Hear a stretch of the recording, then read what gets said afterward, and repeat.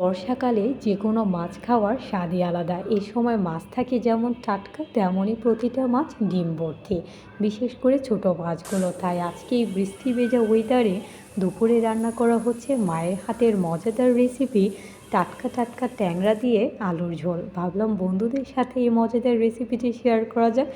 বিশেষ করে আমার যে বন্ধুরা ছোটো মাছ খেতে খুবই ভালোবাসো, চলো দেরি না করে বন্ধুদের সাথে মায়ের হাতের রেসিপিটা শেয়ার করা যাক।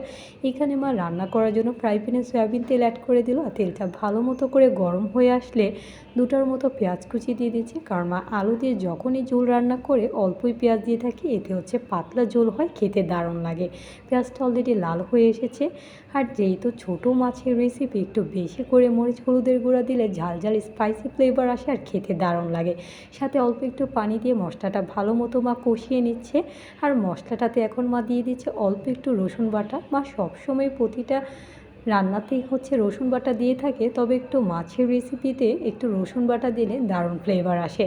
সাথে মা পরিমাণ মতো লবণ দিয়ে ভালো মতো হচ্ছে মশলাটা কষিয়ে নিচ্ছে।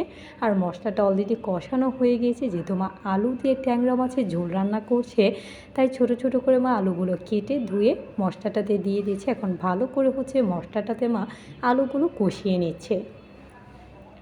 আর আলুটা সুন্দর মতো কষানো হয়ে গেল। আর এখন হচ্ছে আলুটা সাথে সাথে কষানো মশলাটাতে মা একটু বেশি করে কাঁচামরিচ দিয়ে দিল।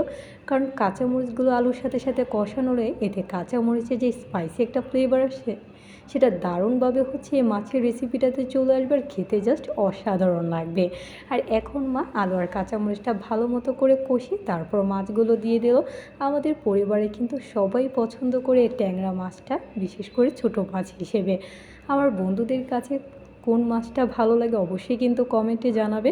আর এখন হচ্ছে মা মাছগুলো কষিয়ে নিল। আর যেহেতু একটু ঝোল রান্না করবে, তাই হচ্ছে অল্প একটু পানি দিয়ে দিল। আর মা হচ্ছে পাতলা ঝোল রান্না করবে, তাই অল্প একটু পানি দিয়ে দিল। দিয়ে ভালো করে হচ্ছে এখন নাড়াচাড়া করে নিচ্ছে।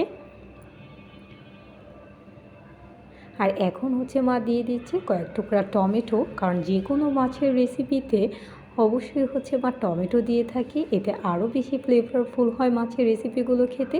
আর আরও বেশি ফ্লেভারফুল করার জন্য উপর দিক দিয়ে ছড়িয়ে দিল মা ধনে পাতা, এতে আরও গ্রানে ভরপুর হয়ে যাবে রেসিপিটা আর খেতে সত্যিই দুর্দান্ত লাগবে।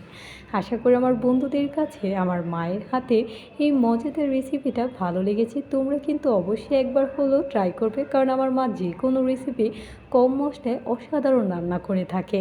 আর কিছুক্ষণের জন্য ঢেকে রাখলো, ঢাকনাটা তুলে নিল, আস্তে আস্তে বলক আসতে শুরু করে দিয়েছে। পানিটা একটু শুকিয়ে তেল চলে আসলে নামিয়ে নেব। আশা করি বন্ধুদের কাছে এই বর্ষাকালে টাটকা টাটকা আলু দিয়ে এই মজাদার মাছের রেসিপিটা ভালো লেগেছে। অবশ্যই ট্রাই করবে আর লাইক কমেন্ট শেয়ার করতে ভুলবে না। আজকে এই পর্যন্তই। Thanks for watching.